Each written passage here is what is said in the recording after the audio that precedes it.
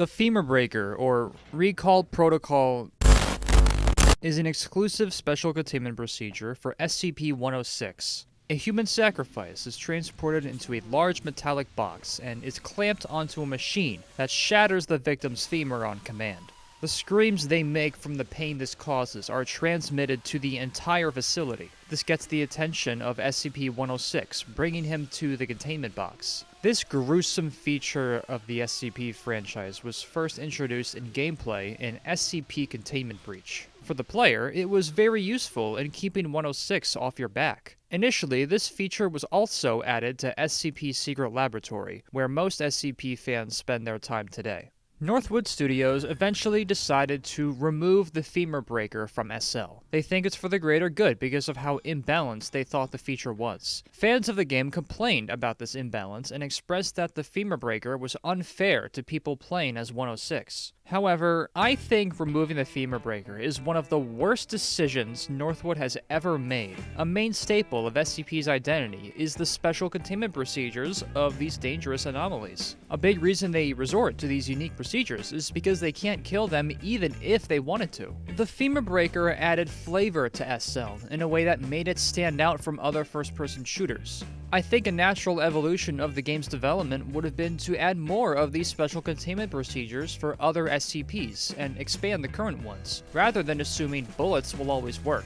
Instead, they removed one of only two in the entire game and left us with direct damage from weapons as the only containment method available for all SCPs but 079. Not only is this heavily unfaithful to how a good portion of these SCPs are written, but it also creates a one-dimensional combat loop that is nowhere near as interesting as it could be. So, I took it upon myself to add it back. In my own SCP game that I'm developing in the Godot Engine, I brought the Femur Breaker back to the gameplay experience, designed in a way that attempts to address the imbalances of past implementation. Check out how I made the Femur Breaker balanced. So what made the Femur Breaker so imbalanced in the first place? This Steam post for 12.0 gives us valuable insight about the problems the original system had. The reasons Northwood listed for the Femur Breaker's removal are the following. Inconsistency. Some matches would see players going straight for the Femur Breaker right away, while others would see nobody even touching the containment room, aiming for a more direct approach to containment instead. Some rounds, people would farm 914 all the way to 05 keycards, granting them access to the Femur Breaker. Other rounds, they would speed run to entrance, content with a zone manager. They thought his presence was very unpredictable, which negatively affected the SCP team's ability to process the situation. Accessibility.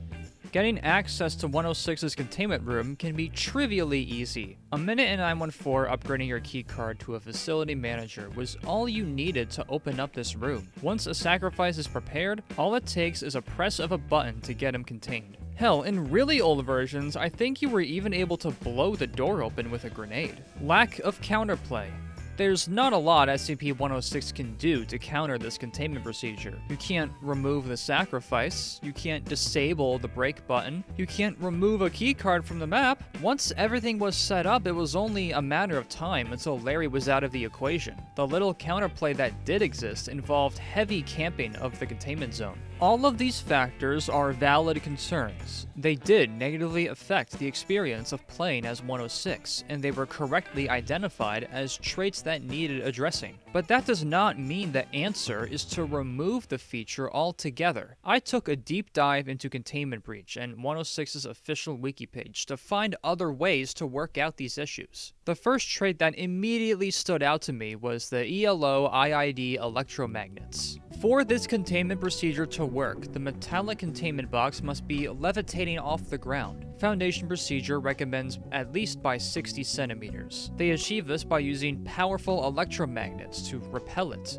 In SCP Containment Breach, turning on these electromagnets is an essential step for successfully containing 106. Without it, he'll come out and start chasing you. Implementing this in SL the way Containment Breach does it wouldn't help very much. It would just be a single extra button that only takes half a second to press. Instead of the magnets working immediately upon pressing the button, I made its effect build up gradually over an extended period. This thing is huge. Presumably, it would take a very long time for the electromagnets to bring the box where it needs to be for recall protocol to work, right? I have a monitor containing UI that provides the player feedback on how high the box is floating. You can even see it physically rise. This feature gives 106 a method of counterplay. It would take several minutes for the electromagnets to levitate the box to a large enough threshold. The SCP team would be able to disable the electromagnets, and this long wait period gives the SCPs plenty of time to do so.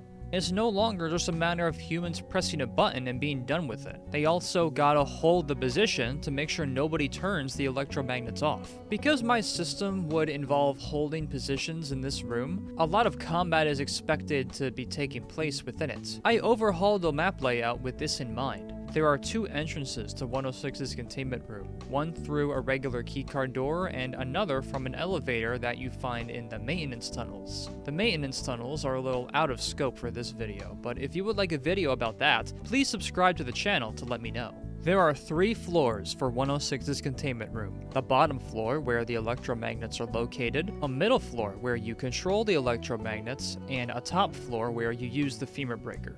There is some asymmetry with the way I designed the room. I think that'll make it an interesting experience. It is currently just in the gray boxing phase, so let me know in the comments if there are any additions you think would help flesh out this room. Containment Breach does one last thing. It makes you manually enable broadcasting of the victim's screams. Well, what part of SL allows you to broadcast voices to the entire facility? The intercom. I made it so you have to manually connect the intercom's broadcast to the Femur Breaker. This would force players to travel back and forth between rooms, opening them up for attack. In old versions of SL where the Femur Breaker existed, the commander, or now the captain keycard, was not able to open 106's containment room, but the facility manager keycard could. Conversely, I'm pretty sure the facility manager keycard was not able to open intercom, but the commander keycard was. A return to something like this would add an extra barrier for humans to use the Femur Breaker, as you wouldn't have a single keycard that can access every room you need. At least not without committing a long 914 session to getting an 05. The electromagnets must be turned on and be repelling the containment box to a threshold of length off the ground, which takes a very long time to have set up. You must have a victim ready for sacrifice, whether it's a willing sacrifice or not. The intercom broadcast system must be connected to the victim's location, so their screaming can be broadcasted. All of these conditions must be met for the Femur Breaker to work. These conditions create barriers that give the SCP team breathing room and opportunities to counter. With a lore-accurate and complex implementation of recall protocol, I also created opportunities to make lore-accurate revisions to the combat design of 106, without making it imbalanced. For example, making him completely immune to damage from weapons, in exchange for making him respond to direct sudden bursts of light from, say, flashbangs, Tesla gates, or flashlights when in dark rooms. Those are things I think are out of scope for this video and aren't things I realistically see Northwood considering for SL. But I will assert that expecting a Femur Breaker at the very least is not an unreasonable mentality. Whenever I talk about lore accuracy in SCP games and why I feel it's important, people counter by telling me how SCPs such as 106 would be incredibly imbalanced if implemented in a lore accurate way. However, I think 106 is a terrible example of this. I think the official material for 106 Dr. Gears provides us gives game developers so much to work with, and I think refusing to do anything with these ideas exposes a severe lack of creativity. I hope that my implementation of the Femur Breaker is able to inspire the direction of any modern SCP projects, including 106. If you are interested in seeing where my own SCP project goes, be sure to subscribe to the channel to stay tuned for future videos about it.